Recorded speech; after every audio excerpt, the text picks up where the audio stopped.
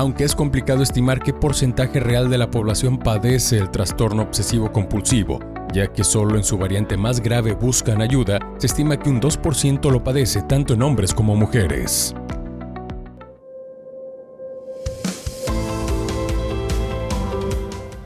Y continuamos aquí en nuestra mesa de conclusiones con este tema tan interesante. Paulo, yo creo que en casa muchos podemos llegar a tener este tipo de personalidades obsesivo-compulsivas, pero por favor, danos así como una palabra clave o como un tip de cómo llegar a detectarlo si lo tenemos en casa y en qué momento ya requerir un apoyo, llámese por psicólogo o por un psiquiatra. ¿Cuándo yo voy a decir, no, mi familiar ya llegó al punto en el que creo que necesita una atención, ¿no?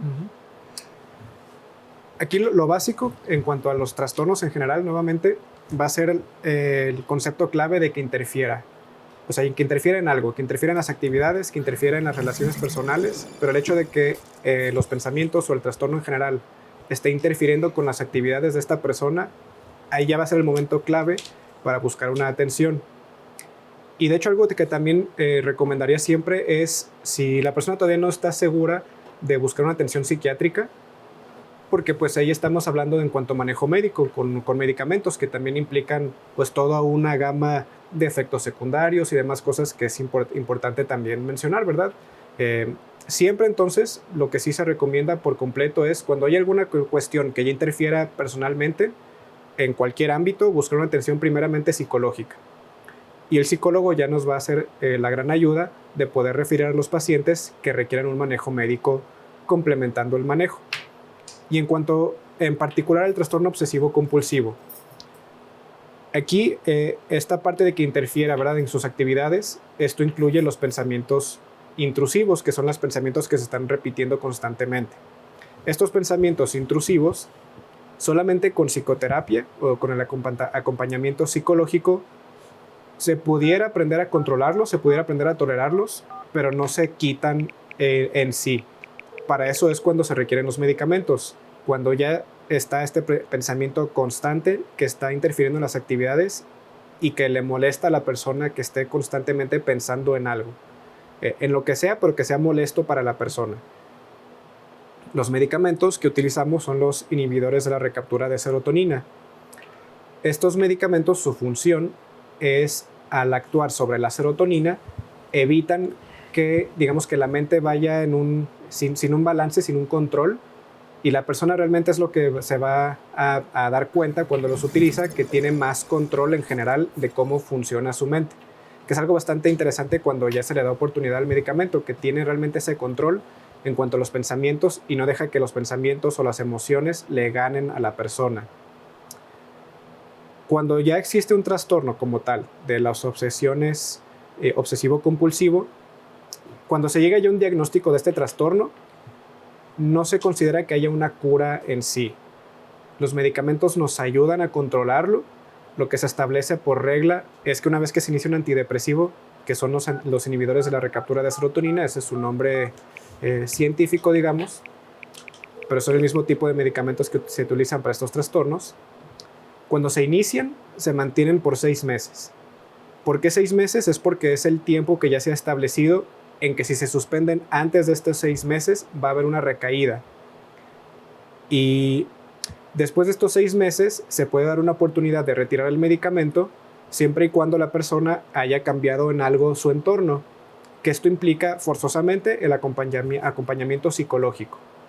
Entonces, de estos 6 meses que está con el medicamento, la persona ya hizo un cambio en su estilo de vida, ya hizo todo un reforzamiento con las terapias, como te mencionaba, en cuanto a exposición y demás terapias que utilizan nuestros compañeros psicólogos.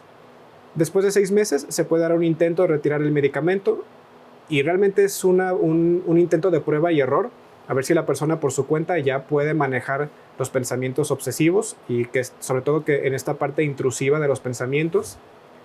Si no lo puede hacer, no hay problema, podemos reiniciar nuevamente los medicamentos. Algo también bastante fortuito es que estos medicamentos se pueden continuar prácticamente de por vida si es necesario y no hay mayor riesgo en cuanto a enfermedades ni cardiovasculares, ni hepáticas, ni renales por el uso crónico de estos medicamentos. Los efectos secundarios que se presentan son de etapa aguda. Las primeras semanas, el primer mes de tratamiento siempre va a ser el más molesto y sobre todo el principal efecto secundario que se encuentra es de cefalea. Realmente pues sí es molesto en cuanto a este dolor de cabeza constante. Una vez que se tolera eso, una vez que pasa este primer, digamos, periodo en cuanto a efectos secundarios, que también el efecto de náusea es muy común, las náuseas al estar tomando este medicamento. Una vez que se tolera, la persona ya lo puede mantener, si se requiere de por vida, pues al final de cuentas es lo que va a ayudar a la persona a que se mantenga funcional en sus actividades. Que al final de cuentas, pues no todos los casos van a ser iguales. Entonces ahí sí ya es cuando se requiere el manejo personalizado con los pacientes para determinar cuáles sí pueden tolerar el manejo solo por 6 meses o cuáles requieren pues un manejo más constante.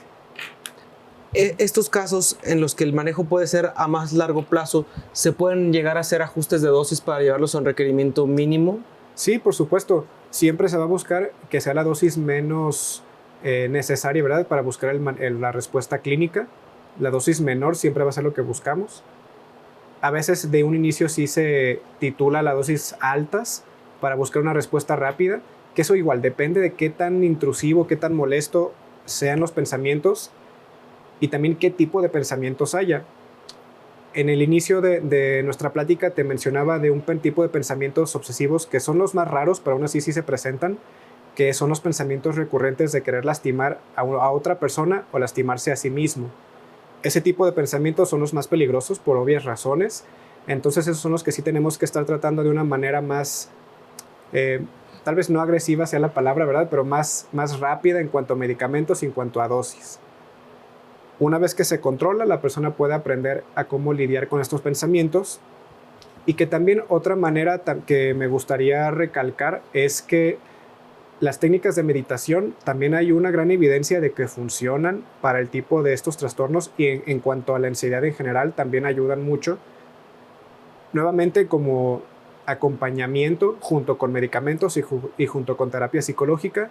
En cuanto a meditación hay bastante evidencia, sobre todo en el efecto que tiene en la corteza prefrontal. Y que esto también es un tema bastante interesante, bastante complejo para después ir abordando, en que la corteza prefrontal es el área de nuestro cerebro que controla prácticamente todo lo que tenga que ver en cuanto a emociones, pensamientos. Es el área más racional de nuestro cerebro. Es la que nos hace controlar todo nuestro actuar.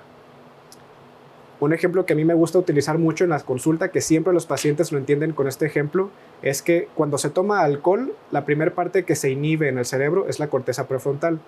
Por eso es que una persona en cuanto más va tomando alcohol, pues cómo se va presentando cada vez más desinhibida, ¿verdad? Precisamente porque la corteza prefrontal deja de actuar.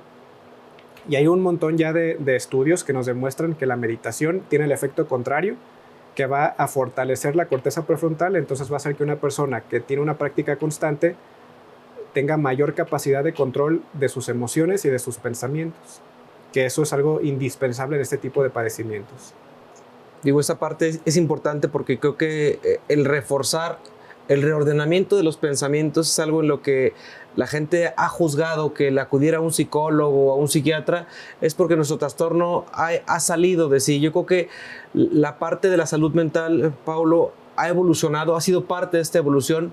Lo dijiste al inicio, la pandemia trajo de la mano un destapar de mucha gente que nos detectamos con alguna condición, que el mismo encierro activó estados emocionales que quizás ya estaban latentes, pero se vieron importantemente acelerados y nos llevaron a una condición de considerar, por obligarnos a estar en nuestro entorno, a saber que éramos disfuncionales de manera muy importante. Paulo, de verdad, a nombre de Torre Médica, te agradecemos mucho la participación una vez más en este tu programa, donde participamos de algo que es muy importante y que todos necesitamos, porque un pensamiento diferente cambia mucho la actitud del individuo y la salud mental es algo prioritario. Vamos a ir al Rosario Médico con Lalo y con Renata y continuamos Torre Médica.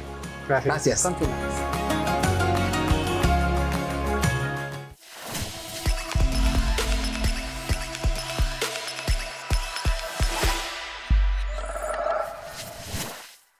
Continuamos con más en Torre Médica, su programa de especialidades. Gracias por acompañarnos, gracias por darle vida y rating a esta sección del mismo, en donde buscamos traducir al español lo que nuestros invitados, en este caso nuestro invitado, el doctor Hu, la doctora Anaí, de alguna manera estuvieron trabajando respecto al trastorno obsesivo compulsivo. Me da mucho gusto estar acompañado en esta entrega por Renata Solorio. Renata, bienvenida.